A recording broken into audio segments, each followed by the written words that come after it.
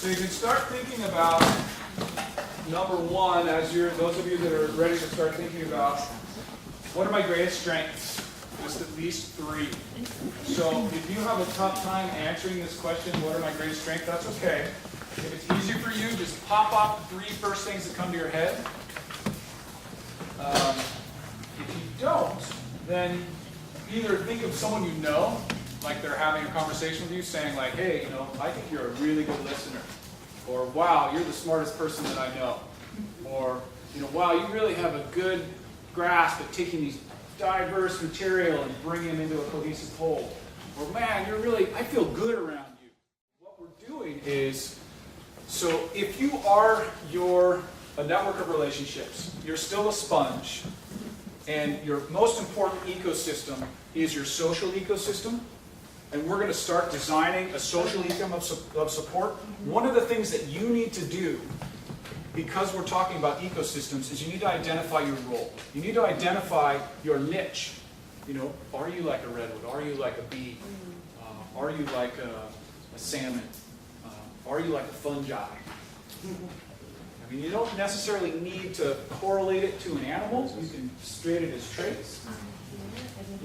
Are you kind? Are you generous? Like, I'm a good talker. And I like to talk.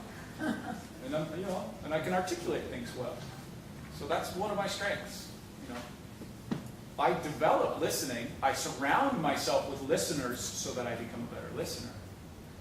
That's not one of my strengths. But I have people in my ecosystem that constantly remind me of that, so that I develop that, and so that they make sure that that's happening. So the point is not to find anything that you need to work on, but just latent, natural tendencies. The salmon doesn't try to be a salmon, it's a salmon. The redwood doesn't try to be a redwood, it's a redwood. The fungi doesn't try to fungi, it fungi's. So just be that. Whatever you are, and you can look through the things that you do. What do you do in your life? Maybe you're an accountant. Maybe you're like the best accountant on the planet. Maybe you're a writer. Maybe you're a teacher. Maybe those roles are totally disconnected from what you are best at. So maybe that's not a place to look. But you always need to, not you always need to, but your roles may identify. And then there's other roles. There's roles that you have in your relationships. Like maybe your friends come to you for advice. Maybe they come to you because you listen to them about their problems. Or maybe you are the one who does the books in your family. Maybe you're the one who gives the rides. So if you're struggling with those, so I'm sensing that there's a few. Does anybody have 3? Who has 3? Okay, a few of you. Well, that's good. Okay, more than I thought. Okay, and it's critical to write them down too.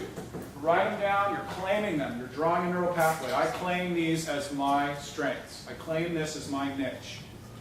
I claim this as my gift that I have to give to my ecosystem. That's going to be the next step. The point is that evolution is primarily a story of cooperation.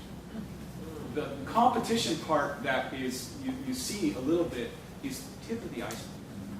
The very first evolutionary life jump was when 2 single-celled organisms, one wrapped around the other. And this one kept doing this function, and that one started doing that function, and there's a cooperative life net that began. And then from there, it kept going. Cooperation, cooperation, cooperation, cooperation, cooperation. And not only cooperation, but mutually beneficial, interdependent cooperations. So that's what we're going to focus on. How do you create a social ecosystem that is specifically designed or intentionally designed by you to have mutually interdependent, beneficial relationships and roles? So a good way to start doing that is to start looking at what are my strengths. Think of yourself as a species. Think of yourself as a unique species that can play a role in the ecosystem, that serves a function. Like the fungi processes those dead leaves and turns them makes them available for the plants to grow. Fungi is such a great example. The mycorrhizal root relationship, where the fungi fingers grow on the roots, and then they draw the minerals out of the ground and give them to the roots, and the roots give them sugar back. So they're just connecting to each other. They're just giving each other filling niches, constantly filling, like, oh, here's a resource that's not being used over here. I can maybe take that because I have a long right arm and give it to someone over here. It's always happening all around you in nature. But we don't, I mean, we do this a lot unconsciously. If you look through your life, you're going to see that it's happening all the time. It's just not consciously designed. And it's specifically probably not consciously designed in line with your goals. So start thinking more in terms of this, what is your role and how does that role fit into your social ecosystem? That's totally fine. That's why I say 3. You know, I mean, the truth is that you probably have 100 talents. But there's really only a few things that you're going to be excellent at. And your ecosystem wants you to be excellent so that they can come to you when they need that.